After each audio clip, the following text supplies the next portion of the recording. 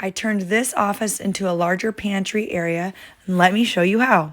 The full details are on my blog for this project with measurements for you to do the same. Okay, so I got my first side of my pantry wall done, which is actually, there's going to be a post here that I'm going to put in, and that's going to be shoved up against the wall. I spaced it out according to what I bought at the Container Store that would fit in between these shelvings, and you have to take account for the 2x4 that's going to be on top of here as the shelf. It's easier for me once I made my first post. I'm not putting the other side on it. I'm going to line up and make sure the other 3 base posts with the shelving are equal. This is actually a pretty basic DIY, and the main tools you need is a circular saw, a drill, and a Kreg jig. I just finished all of the shelves, reminding you that, like, this is the back of the wall. Pretend this is the back of the wall, and now I'm going to put the tops on, and then the shelving is going to go this way, like this, on all of these. We double checked our measurements to make sure all the shelving's where it needed to be. And then I painted all of the shelving unit 2x4s and decided to stain the base pieces instead of painting them white like I originally thought I was going to do.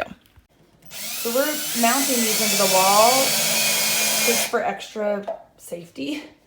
And Mike always recommends the hex screw head. And then you always want to make sure this is level. So that's what this side level is doing. And yes, there is a difference in connection to the wall from here because of the baseboard, but we're actually okay with it tilting that couple of millimeters. You can't really tell on the carpet, but it'll actually keep the shelving just a tad tilted so that nothing tilts out, if that makes any sense. Solid as a rock. There's the first one, and we're double checking to make sure it's, and then we're gonna put these other 2 up and then put them on. Yes, don't mind the onesie. It's a gift from my daughter and I had to wear it. This was a really easy installation, like a puzzle piece coming together. Okay, I want to talk a little bit about this before I mount them on. First of all, I am in love with it. I was super nervous about how the coloring would go because of this wall, but I didn't want plain white.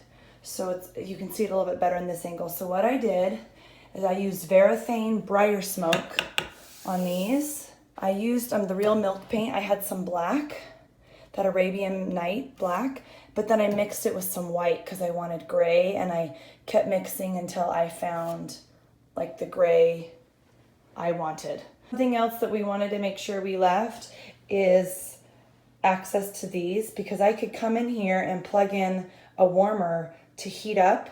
That, like, maybe I'm having people over and there's not enough space in my kitchen, so access to those is going to be really great too. So here we go. Now it's time to get it all organized. I found all of these things at the Container Store. Every link that I have is on the blog for you as well. I actually picked out what I wanted in this space for organizational pieces before I set the shelves, so I knew that everything would fit exactly. I'm still going to add IKEA cabinets up top, and that will be after I get this kind of set and organized. I knew these guys are 13 inches tall. So I made this board, this in between, 15 inches. But then these guys, I knew that they were 7 inches tall. So I made in between here, 10 inches, and it's the same with here. And on the base, I really wanted baskets. I thought I was gonna want 12 by 12 baskets. But these baskets down here, they look like baskets, but they're totally plastic.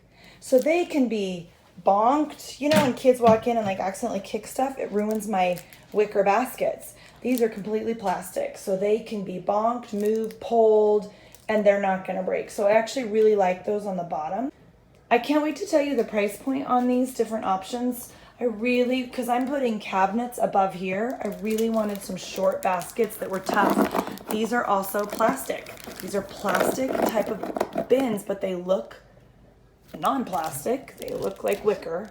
And so I'm actually gonna put all my tablecloths and things up in there, but then the shelving will go. So these were the perfect inches because these are only 7 inches. So I can just pull them out, load them up there. Anyway, I can't wait. This is gonna be such a blessing for my little family. And here is a view 2 years later. We still use this pantry every single day. It has been such a great resource. All the neighbor kids use it too. It's turned out awesome.